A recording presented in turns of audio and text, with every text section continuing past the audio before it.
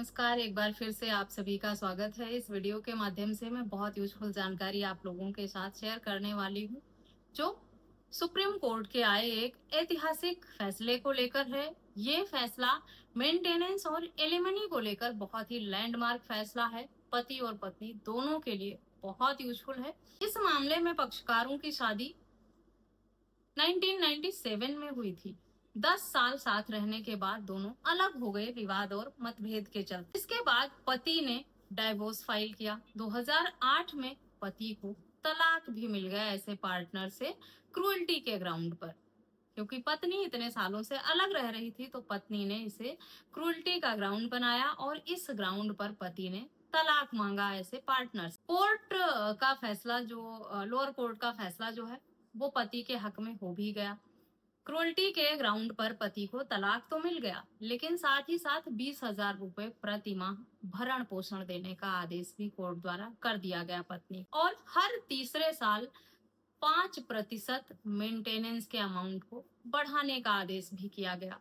पत्नी का कहना था कि उसका पति मोटी कमाई करता है, अच्छी सैलरी लेता है और उसकी सैलरी के हिसाब से, इनकम के हिसाब से ये अमाउंट जो है वो बहुत ही कम है, मेंटेनेंस बढ़ाया जाए। लोअर कोर्ट में पत्नी की सुनवाई नहीं हुई। पत्नी ने हाई कोर्ट में अपील किया, जो कलकत्ता हाई कोर्ट का फैसला था। कलकत्ता हाई कोर्ट ने इस अमाउंट को बढ़ाकर 50,000 रुपए प्रति माह कर दिया। पति ये तर्क देता रहा कि वो जो उसकी कमाई है उस हिसाब से उसके काफी खर्चे भी हैं, उस पर परिवार की जिम्मेदारियां हैं और माता पिता का खर्चा है, और भी जो उसकी जिम्मेदारियां थी उनका हवाला देता रहा। लेकिन कोर्ट ने उसकी एक भी नहीं सुनी। पति को 50,000 रुपए प्रति माह देने का आदेश हाईकोर्ट द्वारा कर दिया गया। हर 2 साल में 2% मेंटेनेंस बढ़ाने का भी आदेश किया गया। इस शादी से पक्षकारों का एक बच्चा भी था जो अडल्ट था, जिसके हक में कोर्ट ने फैसला नहीं दिया मेंटेनेंस का। कहा बच्चा इस उम्र में है कि वो कमा सकता है, अपना भरण पोषण कर सकता है। पिता अगर चाहे अपनी स्वेच्छा से, मर्जी से, तो उसे कुछ मेंटेनेंस की रकम दे सकता है, भरण पोषण का या पढ़ाई का खर्चा दे सकता है। लेकिन पिता को बाउंड नहीं किया जा सकता, क्योंकि बच्चा 18 साल से ज्यादा उम्र का हो चुका है, उसने अपनी पढ़ाई पूरी कर ली है और वो अब ऐसी उम्र में है कि वो कमाकर अपना गुजारा कर सकता है, अपना गुजारा कर सकता है।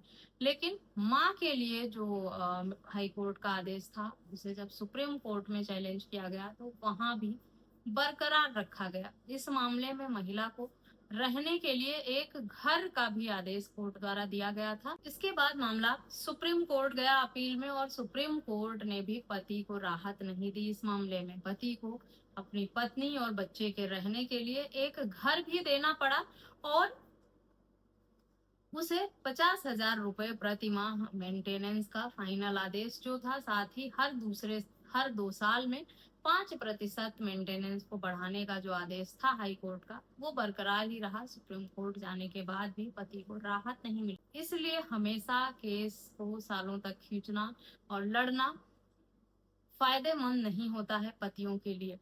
अगर बीच में सुलह समझौता करने की गुंजाइश रहती है और लगता है कि पत्नी एक रिजनेबल अमाउंट में सेटलमेंट करने को तैयार है, तो पति को समझौता कर लेना चाहिए।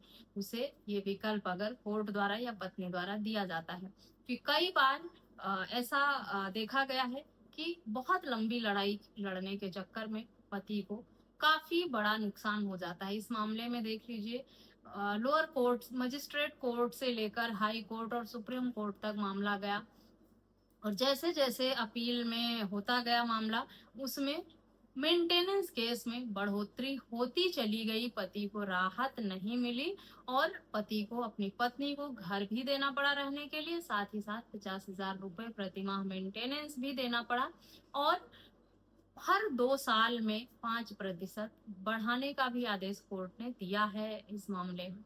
इस जजमेंट की डिटेल आपको वीडियो के डिस्क्रिप्शन बॉक्स से मिलेगी, वहां से आप पढ़ के समझ सकते हैं पूरे मामले को अच्छे से। और अगर इसी तरह से आपका भी मामला संबंधित है तो इस जजमेंट को यूज भी कर सकते हैं।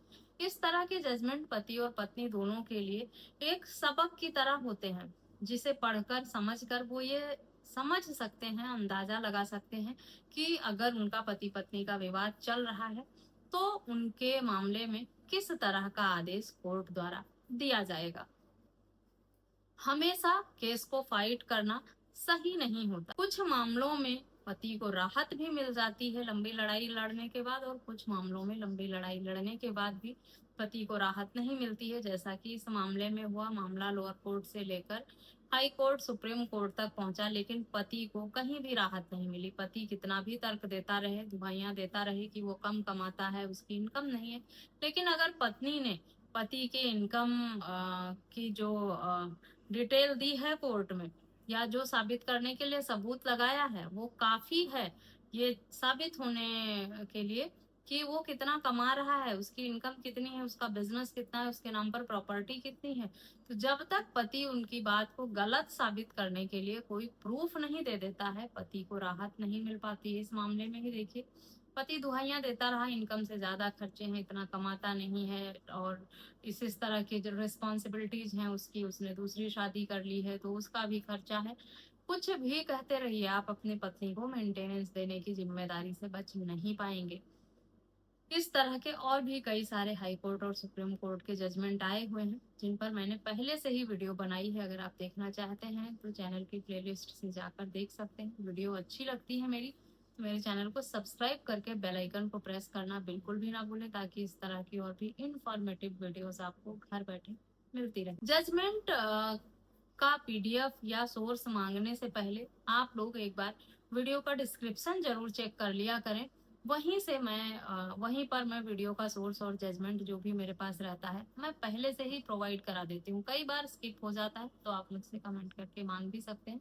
अदरवाइज हमेशा मेरे वीडियो का सोर्स और जजमेंट आपको डिस्क्रिप्शन से मिलता है, उसके लिए आपको इंतजार करने की जरूरत नहीं होती है। एक बार कमेंट करके पूछने से पहले डिस्क्रिप्शन चेक कर लें, हो सकता है आपको जजमेंट वहीं से मिल जाए। आशा करती हूँ वीडियो अच्छी लगी होगी। इस तरह की और भी इंफॉर्मेटिव वीडियोस पाने के लिए चैनल को सब्सक्राइब करना, इस वीडियो को और अधिक लोगों के साथ शेयर करना बिल्कुल भी ना भूलें। इस वीडियो में बस इतना ही, मिलते हैं नेक्स्ट वीडियो में। तब तक के लिए थैंक यू एंड बाय।